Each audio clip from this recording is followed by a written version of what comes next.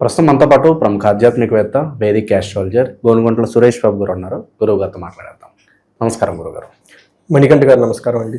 గురుగారు, మే నెల విశేషంగా మకర రాశి వాళ్ళకి ఏ విధంగా ఉండబోతుంది? ఈ సంవత్సరం వీళ్ళే టాప్ అని చెప్పి మనం గతంలో కూడా చెప్పుకున్నాం. మరి ప్రత్యేకంగా ఈ నెలలో ఏమైనా విశేషంగా మార్పు చేర్పులు ఉంటాయా? ఎలాంటి జాగ్రత్తలు తీసుకోవాలి?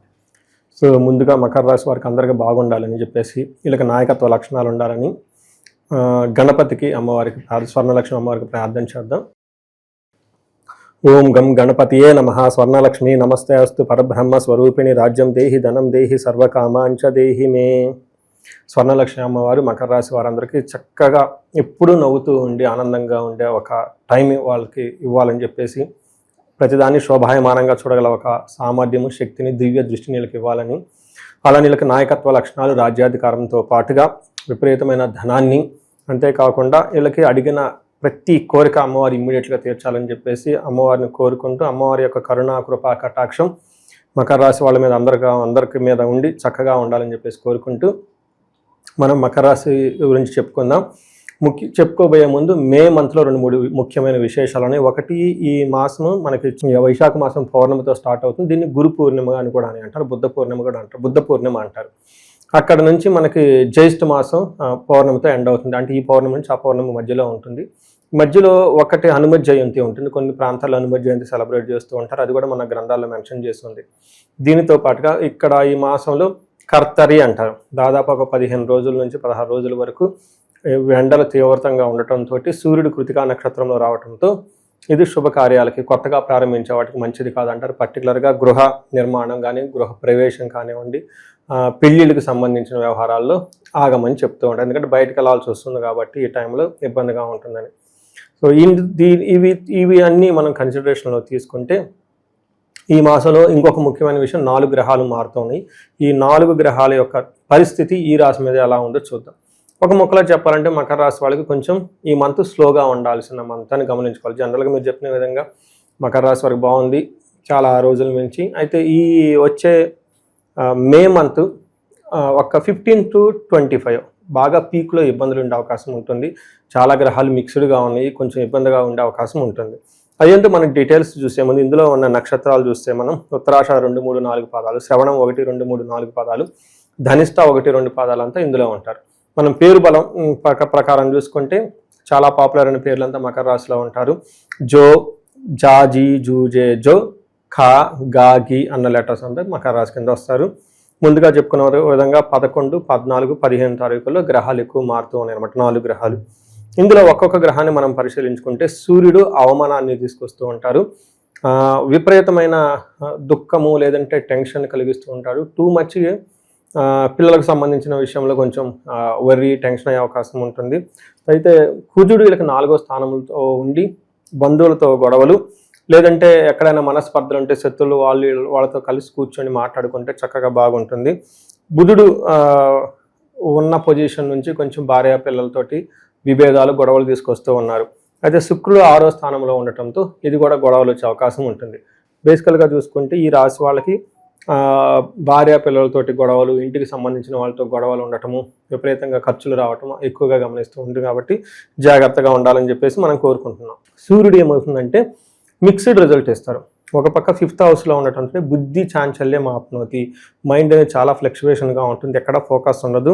తర్వాత ధనం వ్యయం విపరీతంగా అవుతుంది, మనస్తాపానికి గురవుతూ ఉంటారు. అయ్యో ఏదో చేయాలనుకున్నా చేయలేకపోయామే, ఈ ప్లాన్ కాదు ఆ ప్లాన్, ఇలా విపరీతంగా టెన్షన్ రావటం, తద్వారా కొంచెం ఎడిక్షన్స్ అయ్యే అవకాశం ఎక్కువగా ఉంటుంది. ఆల్కహాల్ తీసుకోవటం, టూ మచ్ ఎంజాయ్మెంట్కి వెళ్ళిపోవటం, చేయాల్సిన పని కాకుండా సోమర్తనంగా లేజీగా ఉండటం, రకరకాల వికారాలు మొత్తం వీళ్ళకి వస్తుంటుంది. కాబట్టి జాగ్రత్తగా ఉంటుంది. అయితే ఒక విషయం, మనీ ఫ్లో బాగుంటుంది వీళ్ళకి, మకర రాశి వాళ్ళకి. అంటే వీళ్ళకి మకర రాశి వాళ్ళకి ఓవరాల్గా చూసుకుంటే మిక్స్డ్గా ఉందని చెప్పుకోవచ్చు. మనీ ఫ్లో బాగుంటుంది, శుభకార్యాలు జరుగుతూ ఉంటుంది, తర్వాత భార్య సపోర్ట్ అంతా ఉంటుంది. కానీ ఇందాక చెప్పుకున్న విధంగా కొన్ని విషయాల్లో సరిగా ఉండదు. కాబట్టి మకర రాశి వాళ్ళు కొంచెం స్లోగా ఉంటే మనతో పేషెన్సీగా ఉంటే చాలా వరకు వ్యవహారాలు ఏమంటారు ఫాస్ట్ చేయాలి. టైంను ఫాస్ట్ చేయగలిగితే ముఖ్యమైన ఇంపార్టెంట్ పనులు ఆ మంత్లో స్టార్ట్ చేయకుండా ఉంటే బాగుంటుంది. ఈ మంత్లో, మే మంత్లో, అందులోని పర్టికులర్ 15th తర్వాత స్టార్ట్ చేయొద్దని నేను చెప్తాను. ఒక 10-15 డేస్ అన్నీ హోల్డ్ చేసుకుని తర్వాత చేస్తే బాగుంటుంది. రెండోది కుజుడు అగైన్ మిక్స్డ్ రిజల్ట్ ఇస్తున్నారండి. ఇక్కడ కుజుడు వచ్చేటప్పటికి 4వ ఇంట్లో ఉండటంతో ఏమవుతుంది, క్రూర బుద్ధి, బంధువులతో గొడవలు పట్టడం, తర్వాత భాగ్యం అంటే వచ్చే ఇన్ఫ్లో ఆఫ్ మనీ తగ్గుతుంది. బట్ అగైన్ ప్రొఫెషనల్ మ్యాటర్స్లో ధనం ప్రకారం బాగుంటుందని చెప్పుకోవాలి. మనకి శుక్రుడు అగైన్ 6వ స్థానంలో ఉండటం అంత మంచిది కాదు అని చెప్తుంది. ఏమవుతుంది, 6వ ఇంట్లో శుక్రుడు ఉంటే శత్రుపీడం, శత్రువుల బాధలు వస్తుంటుంది. జ్ఞాతీనాంచ విరోధత అంటే బంధువుల నుంచి విరోధాలు వస్తుంటుంది. కుటుంబంలో విభేదాలు ఉంటాయి. తర్వాత రుణ వ్యవహారాలు, ఏమైనా అప్పులు అవి చేస్తుంటే వాటితో ఇబ్బంది ఉంటుంది. వ్యవహారాలు చేసేటప్పుడు అందులో చిక్కులు, అనవసరమైన కాంప్లికేషన్స్ వస్తాయి. కాబట్టి కొంచెం ఆలోచించుకొని చేసుకుంటే బాగుంటుంది. అయితే 12th హౌస్లో అగైన్ ఈ యొక్క దృష్టి ఉండటంతో రొమాన్స్, లవ్, ప్లేజర్స్ వాటికి సంబంధించిన వ్యవహారాల్లో శుభకార్యాల గురించి ఖర్చులు పెడుతూ ఉంటారు. ఇవన్నీ కూడా వచ్చే అవకాశం ఉంటుంది. వీళ్ళకి ప్రాపర్టీస్ వైజ్ కొనడానికి అనుకూలంగానే ఉంటుందంటారా ఈ మంత్ పర్టికులర్ ఏదన్నా? ప్రాపర్టీస్ కొనొచ్చు అండి, ప్రాపర్టీస్ కొనొచ్చు, బంగారం కొనొచ్చు, ఏదైనా చేయొచ్చు. ఒకటే ఫ్యూచర్కి సంబంధించిన పెద్ద పెద్ద డెసిషన్ తీసుకోకుండా ఉంటే సరిపోతుంది. ఎవరితో పడితే వాళ్ళతో పరిచయాలు చేయటం, అనవసరంగా ఖర్చులు పెట్టడం అవి తగ్గించుకోవాలి. బట్ ఒకళ్ళకి 2 సార్లు వేరే వాళ్ళని కన్సల్ట్ అయి తీసుకుంటే మంచిది. ప్రాపర్టీస్ కూడాను అనవసరంగా లిటిగేషన్ అవి బాగలేదు కదండి.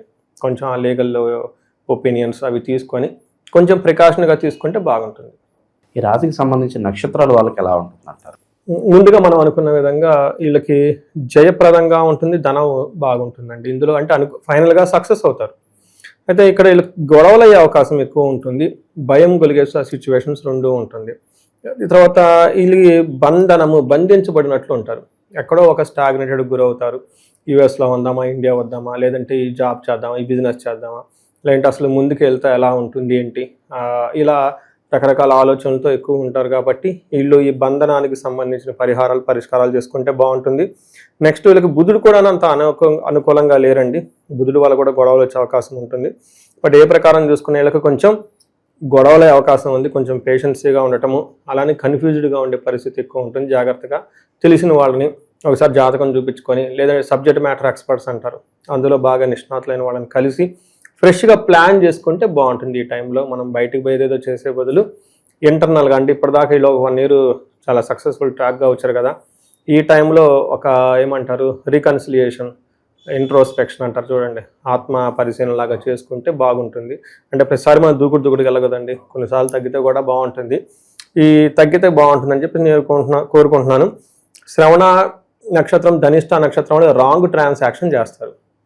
ఒకరికి పంపించడం, డబ్బులు ఒకరికి ఇవ్వబోయి ఇంకొకరికి ఇవ్వటం, రాంగ్ కమిట్మెంట్ ఇవ్వటం, అలా సంథింగ్ అనేది జరుగుతూ ఉంటుంది. కాబట్టి కొంచెం ఏదన్నా బెట్టింగ్ లో ఇరుక్కుని డబ్బులు పోగొట్టుకునే అవకాశం కూడా ఉంది. ఖచ్చితంగా అవన్నీ అలాంటి కాదు, ఇంకా అలాంటి 100 జరిగే అవకాశం ఉంది. జాగ్రత్తగా ఉండాలి. చూడండి, పోయేటప్పుడు ఎటు నుంచి పోతే మనకు ఐడియా లేదు, వచ్చేటప్పుడు ఎటు నుంచి వస్తే ఐడియా లేదు. అందుకని పోయే టైం వచ్చింది కాబట్టి పోగొట్టుకునే టైం, పోయే టైం అంటే మీనింగ్ వేరే ఉంటుంది.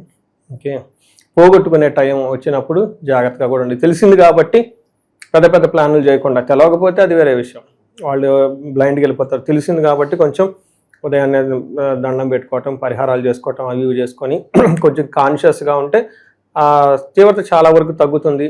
ఇన్ కేసు జరిగినా కానీ మనం టెన్షన్ అవ్వం, ఒక తెలిసింది కాబట్టి జరిగింది కదా అయిపోయింది అనుకుంటాం. అదే ప్రాబ్లం అసలు ఏమీ తెలవలేదు అనుకోండి, సడన్గా ఏదో చేసేస్తారా, అక్కడ ప్రాబ్లం అవుతుంది. ఎలాంటి పరిహారాలు చేసుకుంటే ఈ నెల వెళ్ళకాల్సి వస్తుంది?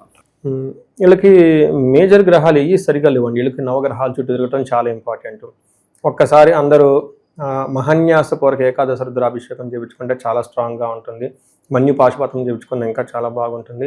యోగా, మెడిటేషన్ చేసుకుంటూ ఉంటే చాలా బాగుంటుంది. ఇవి జనరల్ పరిహారాలు చేయొచ్చు. అయితే కొంతమందికి ఒక రీసెర్చ్ లాగా చేస్తున్నాను, 35 to 45 ఏజ్ గ్రూప్ ఉండి సడన్గా ఇప్పుడు ఏలినాటి శని వాళ్ళకి అయిపోయిన తర్వాత ఒక బ్రేక్ త్రూ రావాలి, బాగా ముందుకు వెళ్ళాలి, కానీ అవ్వట్లేదండి, మేము ఇబ్బంది పడుతున్నాము అని అనుకున్న వాళ్ళ గురించి డిస్కషన్ చేస్తున్నప్పుడు కాల్స్ వస్తూ ఉన్నాయి. దాంట్లో 3 ఫైండింగ్స్ చేశానండి. ఒకటి గురువులో రాహుదశ చాలా మందికి నడుస్తుంది. ఏమన్నా ఏలినాటి శని అయిపోయినా కానీ గురువులో రాహుదశ మంచిది కాదు. ఎందుకంటే ఈ రాహు వచ్చేటప్పటికి గురువు ఇవ్వాల్సిన మంచి రిజల్ట్ని ఇవ్వడు. వాళ్ళ జన్మజాతకంలో బ్రహ్మ శాపము, గురు శాపం అని ఉంటుంది ఈ కలయికతో. ఆ టైంలో వాళ్ళు జాబ్ మానటమా, లేదంటే అసలు జాబ్ వదిలేయటం లాంటివి చాలా చూస్తున్నాను నేను జాతకాలు. కొంతమందికి ఈ టైంలో కాలసర్పదోషం యాక్టివేట్ అవుతుంది. ఎప్పుడైతే గురువు విత్ రాహు ఉన్నాడో, రాహు కాలసర్పదోషాన్ని తీసుకుని వస్తూ ఉంటారు.